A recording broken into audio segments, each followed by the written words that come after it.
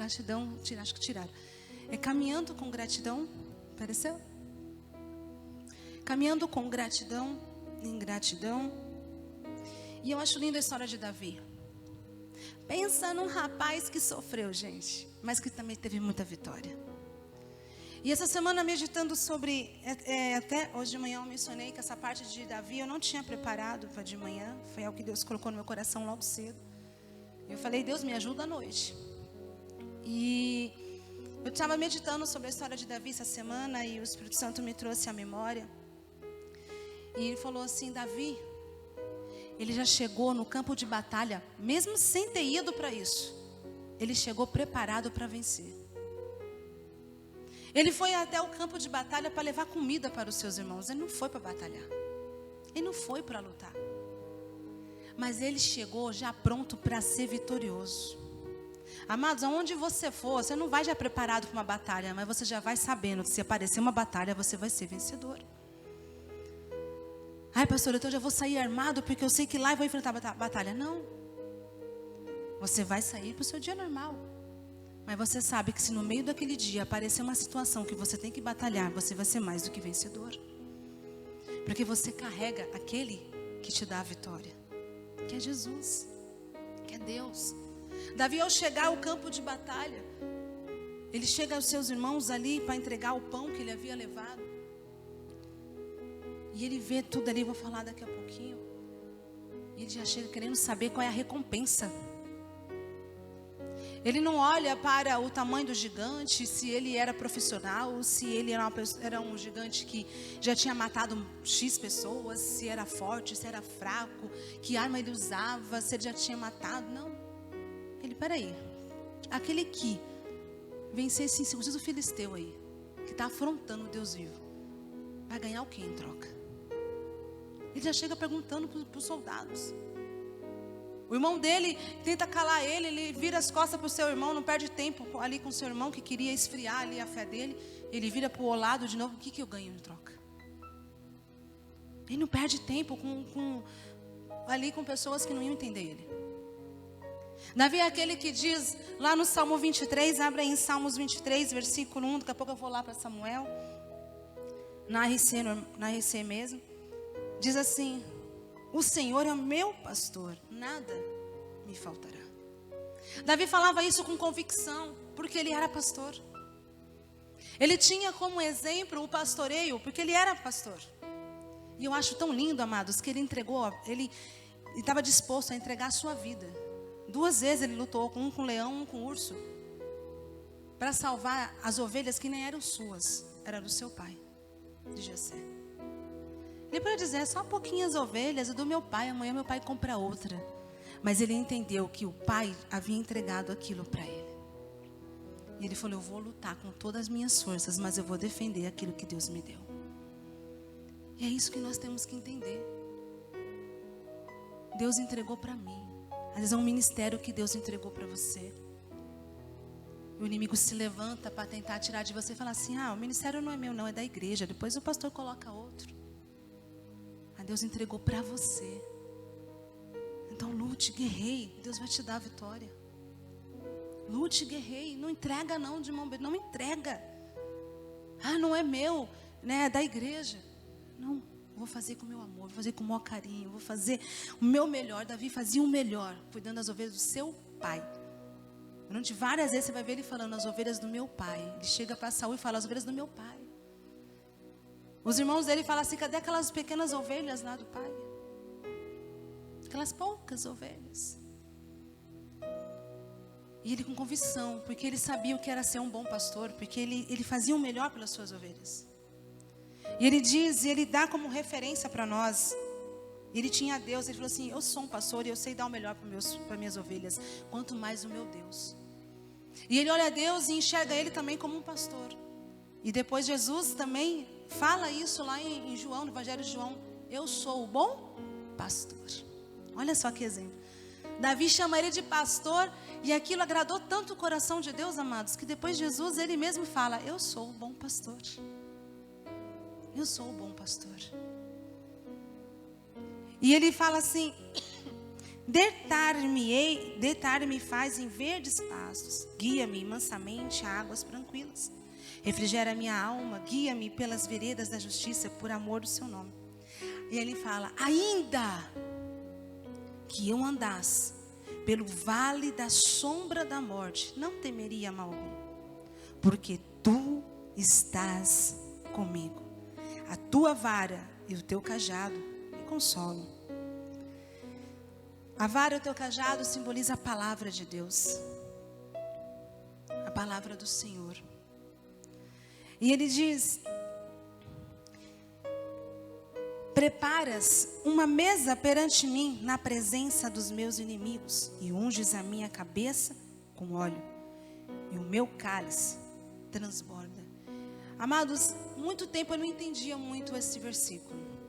Há um tempo atrás eu ouvi o pastor José Gonçalves, ele explica um pouquinho sobre esse versículo. Eu sempre falava: Deus, me explica um pouquinho. E ele conta que é normal, é prática deles, dos judeus, quando eles recebem uma visita em casa, quando eles recebem visitas, aquela pessoa que ele tem, que o dono da casa, né, o chefe da casa, recebe ali aquelas pessoas, aquele a qual ele recebe, que ele tem muito carinho, ele vai dando um atendimento especial. Se aquela pessoa é da família, mais ainda. E se é da família e é muito amado, mais ainda. O que ele faz? A pessoa, quando ela é querida, aquela pessoa que é a responsável da casa, o chefe da casa, vai e unge aquela pessoa. E ela pega o cálice e derrama o vinho, que simboliza a alegria. E quanto mais aquela pessoa tem prazer sobre aquela pessoa e amor, ela enche mais o cálice dela. E quando ele ama demais, ele faz o seu cálice transbordar, para mostrar para todo mundo que aquela pessoa é amado dele, é importante para ele. É uma pessoa importante. Então Davi está falando assim: o Senhor prepara uma mesa, então todo mundo senta na mesa com seus inimigos, com todos. E Deus vai lá, unge ele e derrama azeite, dizendo: esse é meu amado. Esse aqui eu tenho muito prazer. E foi o que ele fez com Jesus. Quando Jesus é batizado ali nas águas, né? E que ele levanta a voz do céu, Deus, ele grita lá do céu, ele brada lá do céu: eis aqui o meu filho amado, em quem eu tenho muito prazer, quem me comprazo. E Jesus está dizendo, Deus está falando para nós também: olha, você pode dizer seu nome, eu sou o filho amado em quem Deus tem muito prazer. E o desejo dele é o que, irmãos? É que você transborde. Não é que você apenas tenha o Espírito de Deus. Ele quer que você transborde do Espírito Santo, que você seja cheio. Nós vamos ver daqui a pouquinho sobre isso. Davi, ele sabia. E ele fala assim: certamente que a bondade e a misericórdia me seguirão todos os dias da minha vida. É um dia ou outro? Não. Ele fala certamente. Por quê? Porque eu sou amado. E ele diz: certamente o quê? A bondade e a misericórdia. A graça e a misericórdia de Deus, ela anda conosco todos os dias. A misericórdia é para a gente não ser punido por aquilo que merecemos. E a graça para recebermos tudo aquilo que não merecíamos. Deu para entender? A misericórdia é para não recebermos o que merecíamos, a punição. E a graça, poder receber aquilo que não merecíamos. Porque a graça é o favor imerecido. Então ele está dizendo: a bondade, o favor de Deus, ele vai me acompanhar todos os dias, mas também a misericórdia de Deus, para cuidar de mim. E ele fala: não é só um dia ou outro, o dia que eu estou bem ou o dia que eu estou mal, é todos os dias, nos acompanha. Amado, isso é tremendo. A bondade, a graça de Deus e a misericórdia de Deus nos acompanha todos os dias. Quer dizer, me seguirá, estará comigo todos os dias. E ele fala: me seguirão todos os dias da minha vida e habitarei aonde? Na casa do Senhor por longos dias. Além da graça, além da bondade de Deus, a misericórdia de Deus nos acompanhar, nós vamos estar na presença de Deus todos os dias. Esse é o desejo de Deus para nossas vidas. Davi aqui está nos mostrando. Ele sabia disso. Davi foi um homem que realmente andava em gratidão com Deus. Ele andava em gratidão. Ele estava sempre falando com Deus, sempre consultava Deus. Era um homem falho? Era um homem que errava? Errou. Ele errou. Assim como nós falhamos, assim como nós erramos. Nunca vamos ser perfeitos. Como Davi não foi perfeito. Mas Deus amava Davi, assim como nos ama. E Davi, eu acho tão lindo, abre lá em 1 Samuel, capítulo 17. 1 Samuel 17.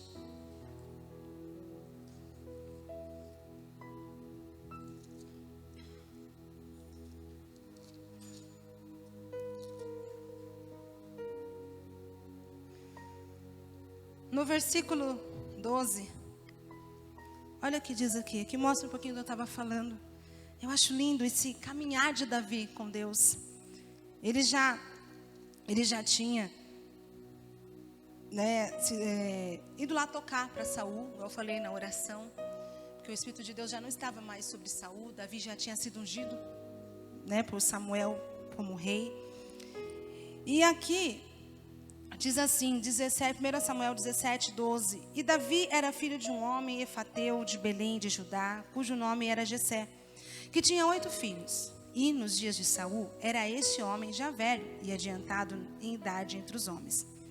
Foram-se os 3 filhos mais velhos de Jessé e seguiram a Saul à guerra. E eram os nomes de seus 3 filhos que foram à guerra: Eliabe, o primogênito, o segundo Abinadab e o terceiro Samá. E Davi era o menor, e os 3 maiores seguiram a Saul. Davi, porém, ia e voltava de Saul.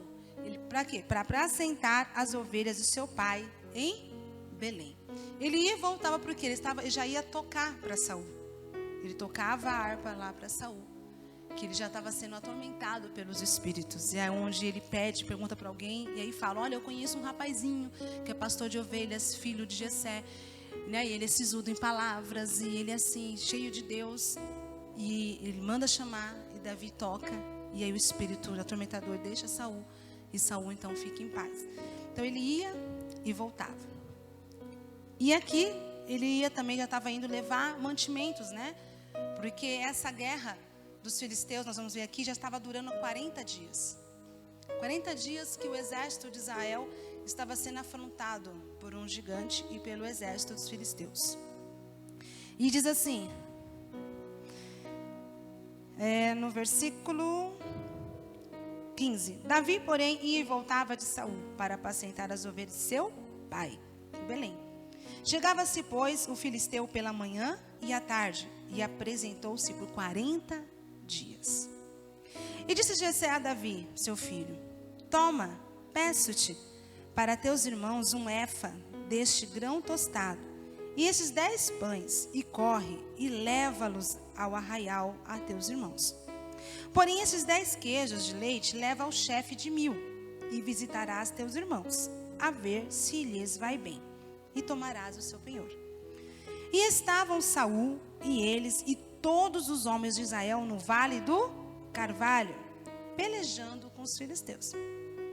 Davi então se levantou pela manhã, bem cedo, e deixou as ovelhas a um guarda, e carregou-se, e partiu como Jessé lhe ordenara. E chegou ao lugar dos carros, quando já o arraial saía em ordem de batalha. E a gritos chamavam a peleja. E os israelitas e filisteus se puseram em ordem, fileira contra fileira. E Davi deixou a carga que trouxera na mão do guarda da bagagem e correu à batalha. E chegando, perguntou aos seus irmãos se estavam bem. E estando ele ainda falando com eles, eis que vinha subindo do exército dos filisteus o homem guerreiro, cujo nome era Golias, o filisteu de Gate. E falou conforme aquelas palavras, e Davi as ouviu. Porém, todos os homens de Israel, vendo aquele homem, fugiam de diante dele e temiam grandemente. E diziam os homens de Israel: viste aquele homem que subiu? Pois subiu para afrontar a Israel. Há de ser, pois, que o homem que ferir o rei o enriquecerá de grandes riquezas e lhe dará a sua filha, e fará isenta de impostos a casa de seu pai em Israel. Então falou Davi aos homens que estavam com ele, dizendo: que farão aquele homem que ferir a este filisteu e tirar a afronta de sobre Israel? Quem é este, pois, incircunciso filisteu, para afrontar o exército do Deus vivo? E o povo lhe tornou a falar conforme aquela palavra, dizendo: assim farão ao homem que o ferir. E ouvindo Eliabe, seu irmão mais velho, falar àqueles homens, acendeu-se a ira de Eliabe contra Davi. E disse: por que desceste aqui? E a quem deixaste aquelas poucas ovelhas no deserto?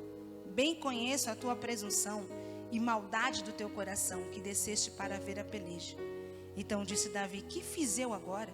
Porventura não há razão para isso. E desviou-se dele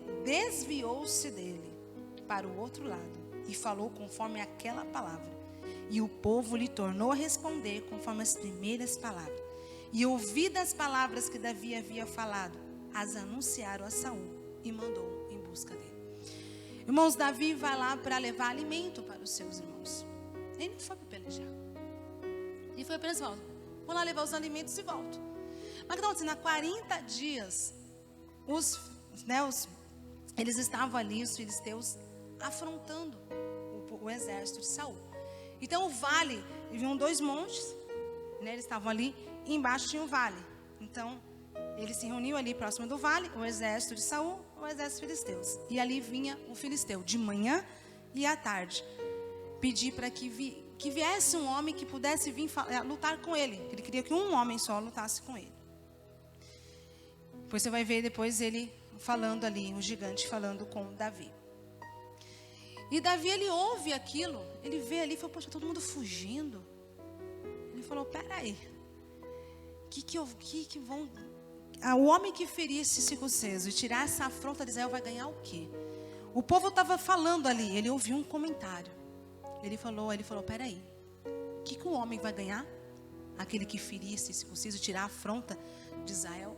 Irmãos, ele não perguntou para ele mesmo se ele tinha habilidade, se ele sabia manejar uma espada, como que ele ia lutar, se ia ser com pedra, se ia ser com a alforje que ele tinha, se ele ia saber lutar, se o gigante era grande. Irmãos, às vezes a gente perde tanto tempo olhando para o inimigo que esquecemos de olhar para Deus.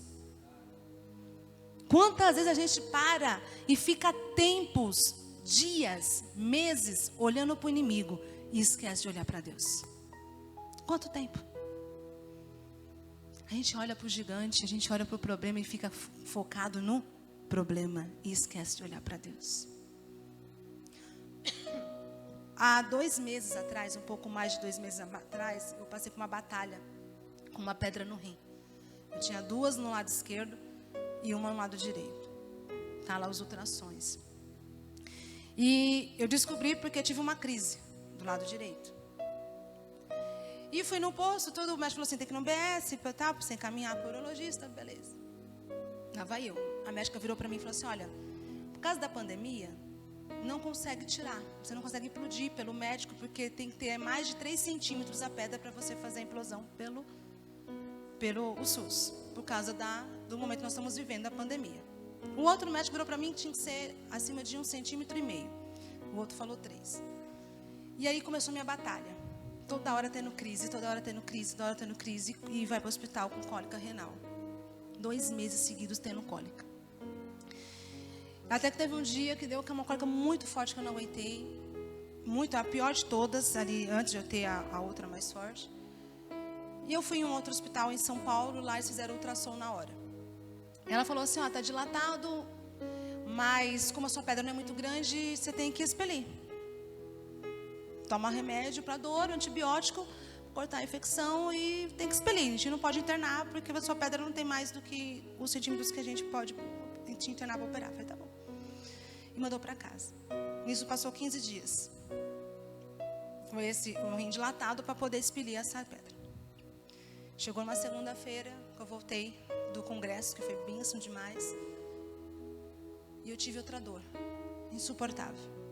E ali chorando eu falei: Deus, eu não aguento mais sentir dor. E eu estava frustrada, chateada, revoltada.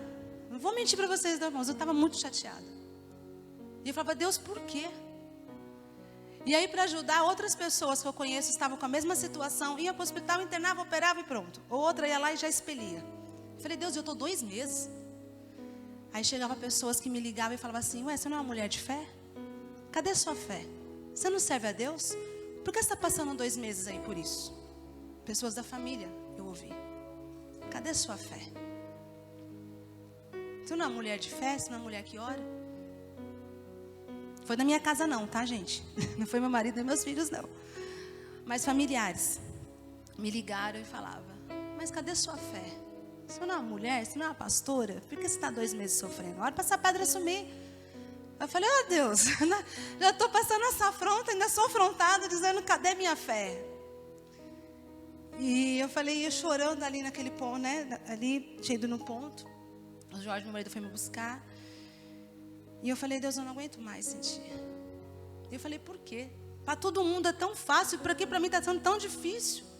A pedra não sai, não consigo operar. E esse negócio está aqui. Eu falei, Deus, não aguento mais isso. E triste. Eu falei, Deus, me perdoa, mas eu estou muito frustrada.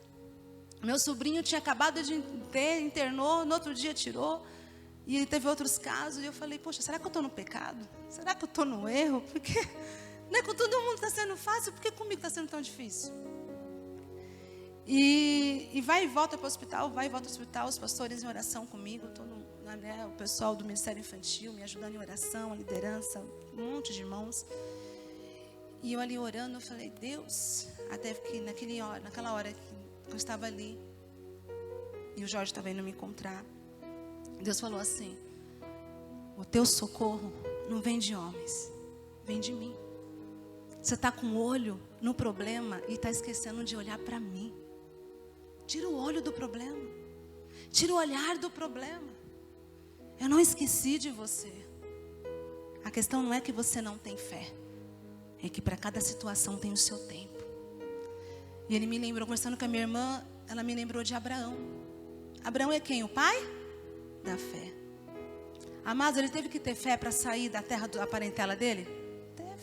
Ele tinha 75 anos, amados, para sair com a sua mulher, 65 anos, sair da sua terra, onde ele já tinha toda uma estrutura. E ele saiu, chegar na mulher dele e falar assim, olha, vamos embora. Para onde? Não sei, Deus falou para a gente sair. Eu não sei se eu teria coragem, não. Vamos para onde? Deus, não sei, Deus vai mostrar ainda. Mas nós somos velhos, e Abraão foi. Passou 10 anos, ele não tinha tido filho ainda. Aí ele tira o olho da voz de Deus para olhar para o problema e ouve Sara. E tem um filho fora da promessa. Não era pecado, mas era fora da promessa. Depois ele entende. E tem depois Isaac. Mas faltava fé para Abraão? Não faltava. Faltou deixar os seus olhos em Jesus. Ele era um homem de fé. E ali aquele dia ele falou, meu socorro vem de mim. Eu falei, Deus, me perdoa, porque até agora eu olhei para o problema. Eu fiquei esperando que o homem, um médico fosse me socorrer. Que o Senhor fosse usar os médicos para me socorrer. Mas eu me entrego em tuas mãos. Aí passei, ele falou, não, tem que te internar, para o ultrassom está aqui, a pedra tem que implodir, não tem jeito. Aí transferiu para o HU. O HU fez o exame e falou assim, nós vamos te transferir para o HC para implodir. Nós vamos fazer um atomo, porque lá precisa de atomo para poder transferir. Só o ultrassom não dá. No ultrassom deu a pedra. Quando eu fui fazer atomo, cadê a pedra? Sumiu. Sumiu. A médica veio conversar comigo e falou assim, cadê o ultrassom? Vou ver de novo. Está aqui a pedra. Está dilatado, está tudo machucado, inflamado. Mas no atomo não está. Ela desceu com mais um médico e foi ver lá embaixo a tomografia.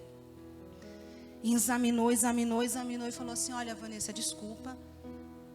Não sei o que aconteceu, mas sua pedra sumiu. Não vai precisar, deixa eu transferir para você fazer implodir a pedra. Eu fiquei uns dias internada ainda porque machucou muito, feriu muito, inflamou demais. Mas Deus foi tão maravilhoso que Ele fez a pedra sumir, não só do direito que estava doendo, mas as duas do esquerdo também desapareceu. Lá internada. E naquele momento, Deus ele falou, olha para mim, não olha para o problema. E hoje, quando eu estava ministrando essa palavra, Deus me fez lembrar. Davi, Ele não olhou para o seu irmão, ele não olhou para a afronta do seu irmão, ele não olhou para a afronta daquele gigante, ele olhou para aquele que ele servia. Ele olhou para Deus. Independente do tamanho, do problema que você tem vivido, olhe para Jesus, olhe para Deus, não tire os seus olhos de Jesus. Mas eu estou afundando, como Pedro afundou. Clama a Deus, igual eu estava afundando. Eu falei, Jesus, tem misericórdia de mim. Davi está mostrando, a tua misericórdia e a tua bondade me acompanham todos os dias. Clama a Ele. Jesus, eu estou falhando aqui, em crer em Ti, em olhar para Ti, tem misericórdia de mim. Como Pedro gritou, tem misericórdia, socorro. Jesus levantou a Pedro. Jesus está sempre do nosso lado. A gente tem que confiar nele, tem que crer nesse Deus. É fácil? Não é fácil não, amados.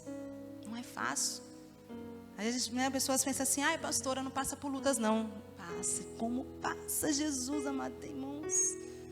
Tem dia que eu falo assim, Jesus, vou largar tudo. Vem o pensamento de largar, de ir embora, Deus não dá mais. Aí Deus fala, não é assim, para. Primeiro ele deixa chorar, ele deixa falar. Depois ele vem. Vem ali com o manto dele, vem derramando. E me exorta, puxa a orelha, depois ele vem e acalma, abraça. E dá ali, né, o conforto no coração.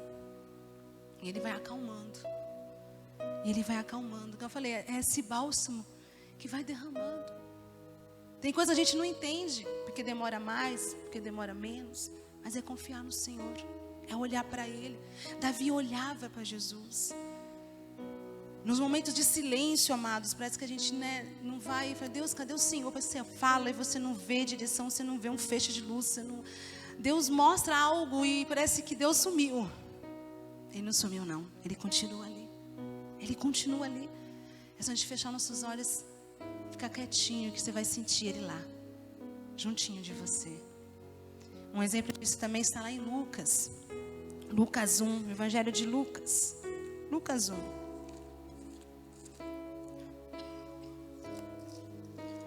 Lucas 1. Amados, que eu vou falar aqui, de Malaquias para o Novo Testamento, para Mateus, teve um tempo. E esse tempo ali de silêncio de Deus, eu falo silêncio profético de Deus, onde não teve nenhuma profecia, não teve nenhum profeta levantado durante, pelo menos a Bíblia não nos conta, não nos mostra. De Malaquias para Mateus, nós tivemos um tempo de 400 anos de silêncio de Deus. Aí eu estava meditando ontem. Aí eu falei, Deus, que vergonha. E eu aqui desesperada com 2 meses que eu fiquei. Imagina 400 anos. Sem uma profecia, sem uma palavra. Sem ouvir o Senhor dando uma resposta naquela direção. Não faltou profecia na minha vida, porque nossos pastores estão sempre aí ministrando a palavra poderosa. Eu estou dizendo assim, a resposta que eu queria, né? E eu ali procurando uma resposta para aquele problema que eu estava vivendo. E eu falei, Deus, eu achando que o Senhor estava em silêncio comigo naquela área. E foi 2 meses. Imagina 400 anos em silêncio. É tempo. Passou geração, geração, geração, geração, geração, geração, geração, geração. Nenhum profeta.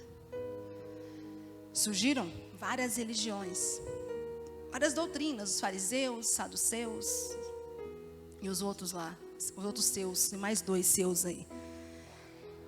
Os fariseus, Jesus depois chama eles de hipócritas, que eram aqueles que exigiam muito e não fazia, não cumpria, só cobrava. Acho, não me engano, acho que os saduceus são aqueles que praticavam só o Pentateuco, só as leis, só os 5 livros. Depois foram surgindo os outros, e aí foram vindo os outros, e aí tem toda uma história aí, né, por trás, nesses 400 anos aí. E dentro de toda essa guerra religiosa, de doutrinas, teve 3 pessoas, 4, que nós vamos ler aqui rapidamente, que não se deixaram se levar pelo tempo de silêncio de Deus. E não entraram na onda das religiões, das doutrinas que estavam sendo formadas, mas permaneceram firmes.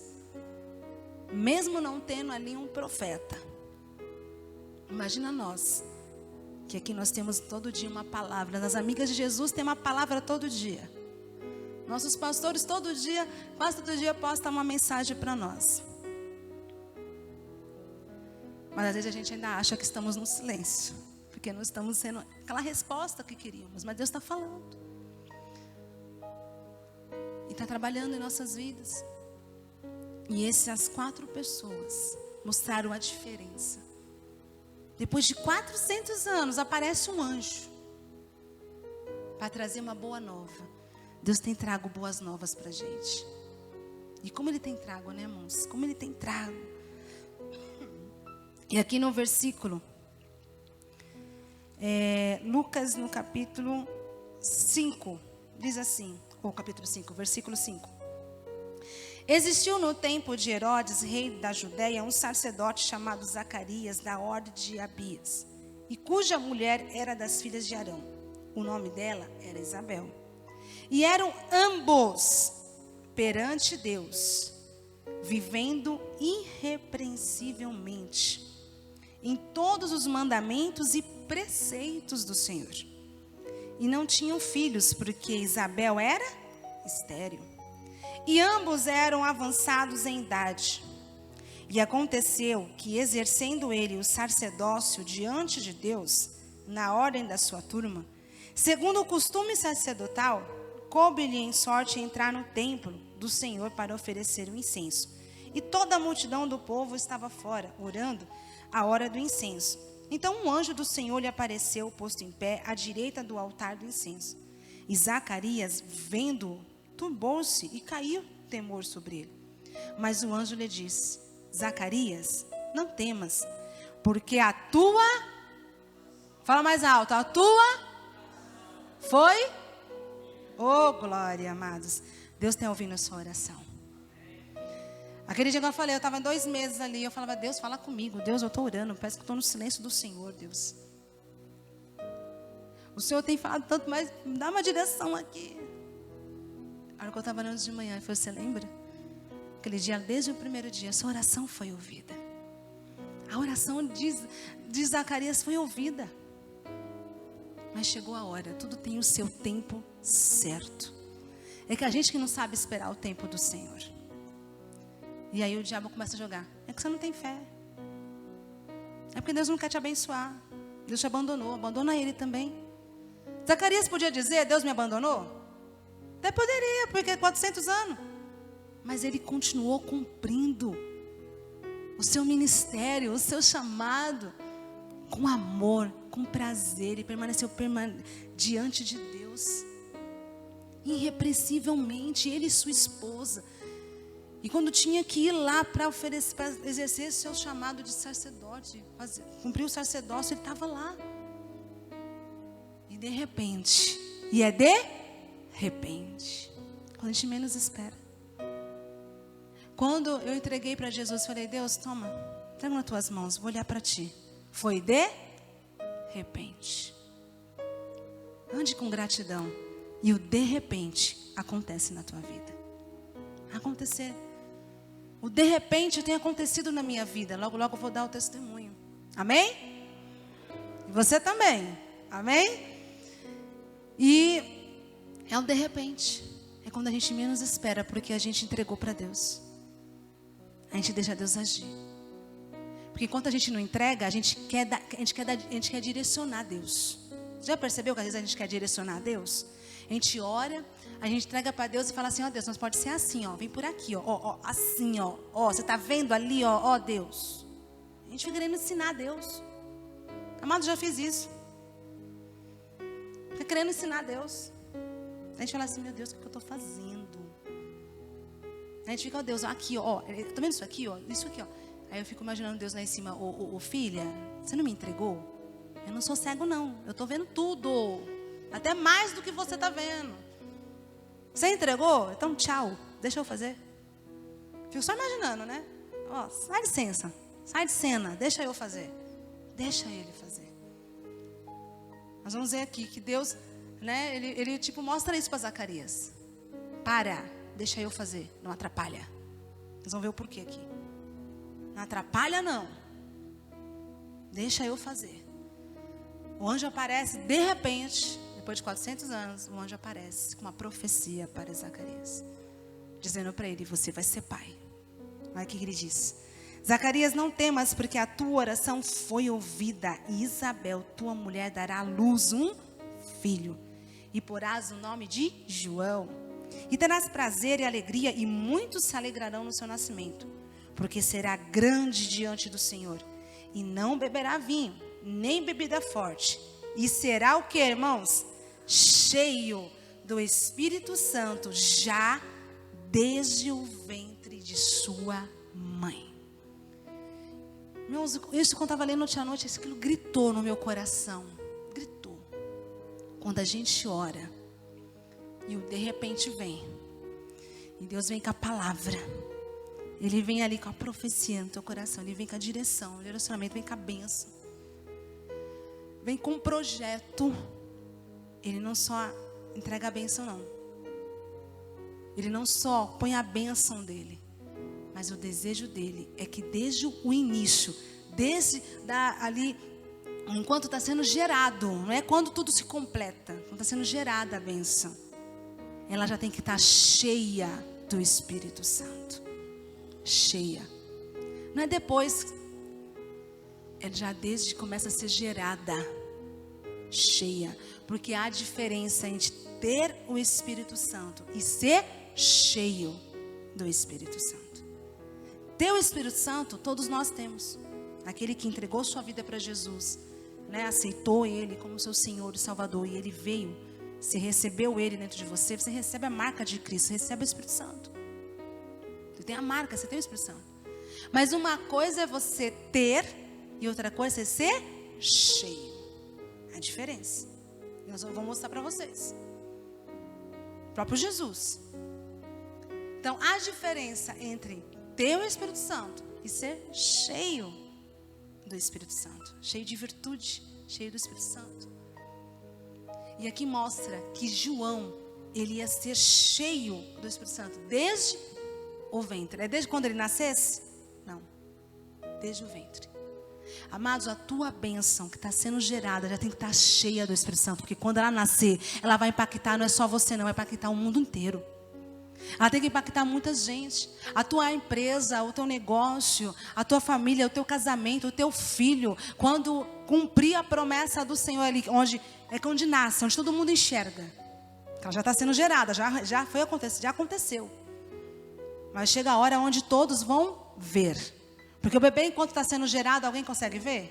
Ninguém consegue ver. Mas tem um momento que nasce. Aí todos vê. Mas João estava sendo cheio do Espírito desde o ventre.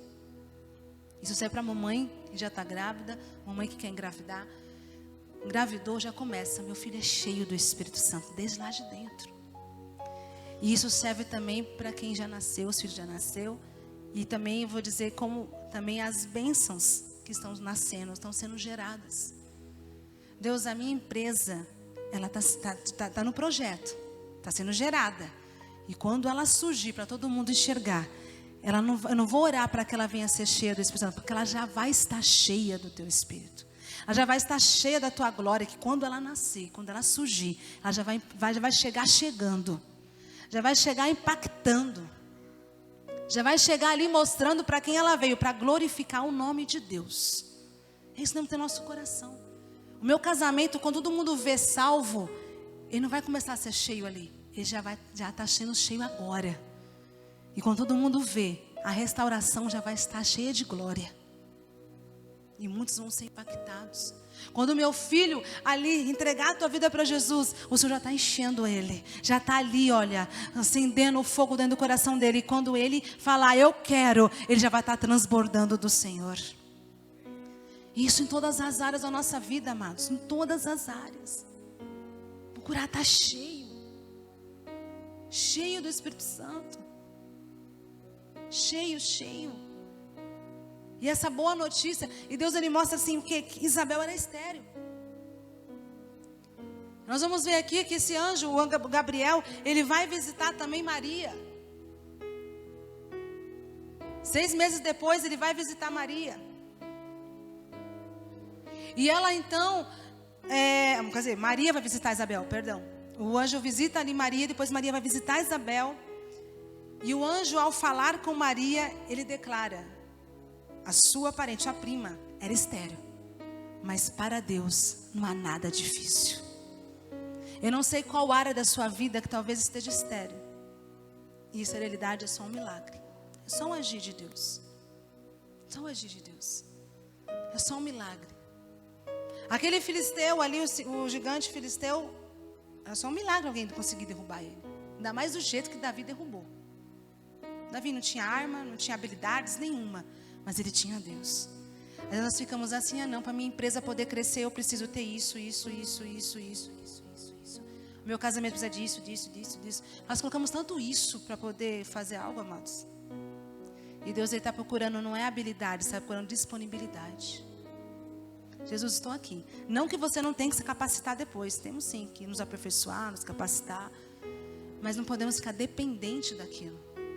E a gente fica: quando eu tiver isso, quando eu fizer isso, quando eu fizer aquilo, eu sirvo a Deus, eu vou fazer isso. Não, Deus, é agora? É agora, então vou. Davi não olhou para ele, eu tenho habilidades ou não tenho? Eu tenho Deus. E era o que o anjo estava falando para Maria. A sua prima é estéril. Aos olhos naturais ela não tinha como. Mas ela tem Deus. E você também. E eu também. Nós temos Deus. E é o que basta para a gente. E ele visita Maria, que também era algo impossível ela engravidar, porque ela era virgem. Isabel, estéril. Maria, virgem. Os dois lados completamente impossíveis. Principalmente naquela época. Impossíveis de acontecer. Mas Deus quer gerar o impossível em nossas vidas. Assim como Ele gerou o impossível na vida de Isabel e de Maria, que era algo impossível, Deus quer gerar também em nossas vidas. E Ele visita então Maria. E aqui no versículo 26 diz: e no 6º mês foi o anjo Gabriel enviado por Deus a uma cidade da Galileia chamada Nazaré, a uma virgem desposada com um varão cujo nome era José, da casa de Davi. E o nome da virgem era Maria. E entrando o anjo onde ela estava, disse: salve, agraciada, o Senhor é contigo. Eles estavam vivendo de silêncio, mas Deus era com Maria. Bendita és tu entre as mulheres. E vendo ela, turbou-se muito com aquelas palavras e considerava que saudação seria aquela.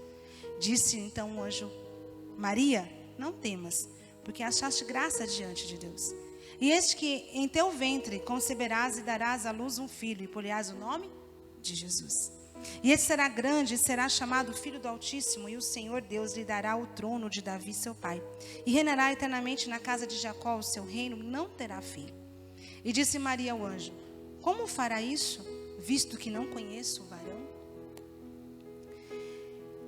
E respondendo o anjo, disse-lhe: descerá sobre ti o Espírito Santo, e a virtude do Altíssimo te cobrirá com a sua sombra, pelo que também o santo que de ti há de nascer será chamado Filho de Deus.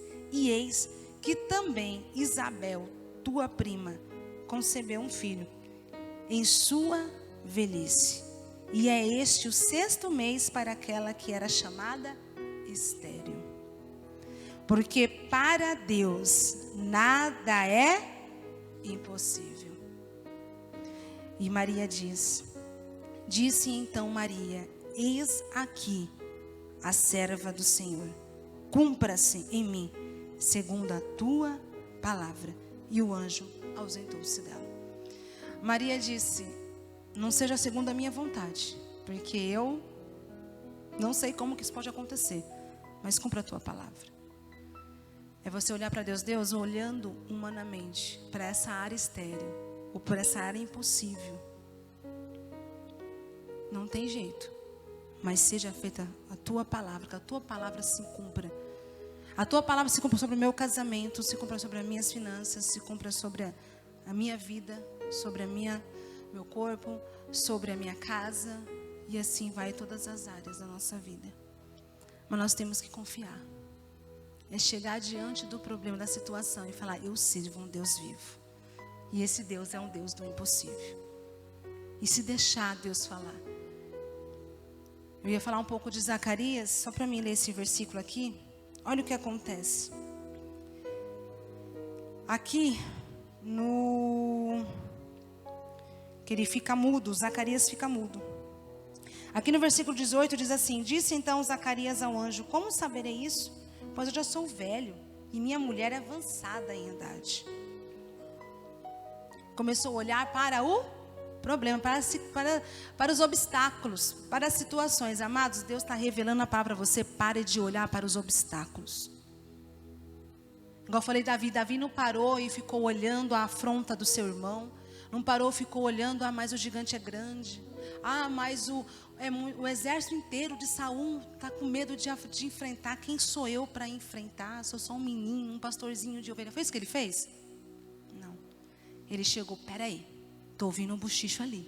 Tem recompensa para mim. Que eu vou ganhar? Que é aquele que vencer esse filisteu aí vai ganhar? É isso que nós temos que chegar.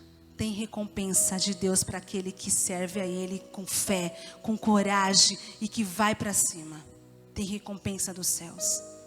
Tem recompensa dos céus para aquele que não põe o pé para trás, mas está dizendo: eu não tenho habilidade, mas eu estou aqui, eu tenho disposição e Deus vai fazer por mim. É isso que Deus Ele quer.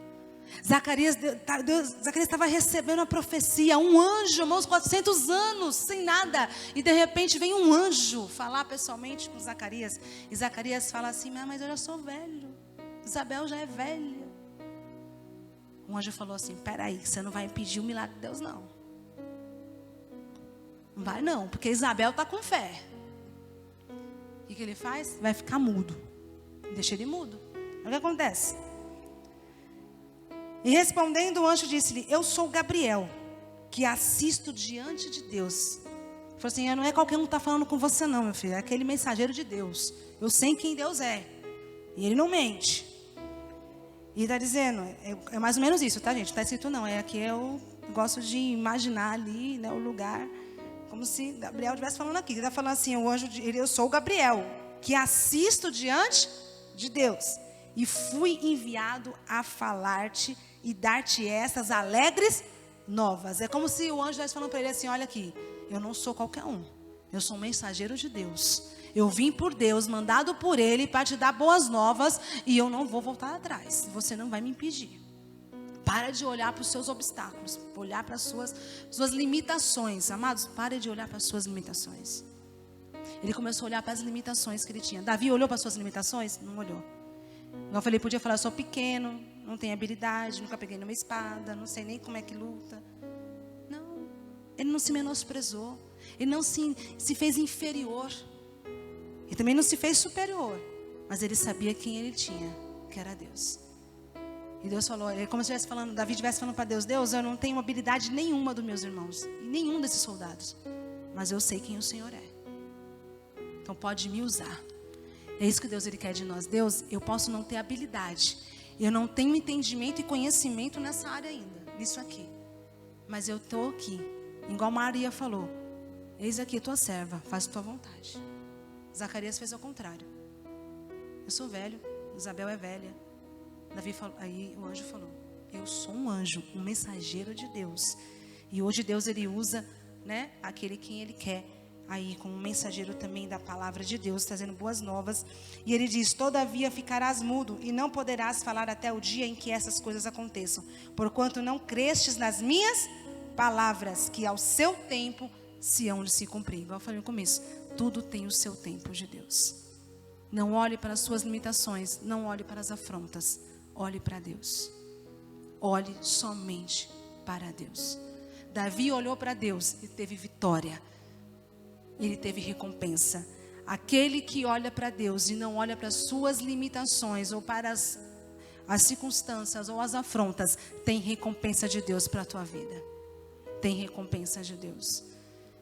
Zacarias ficou mudo, e só na hora que o bebê nasceu, que todos perguntam: qual vai ser o nome, qual vai ser o nome? Isabel fala: vai ser João. Você pode ler aí a história toda.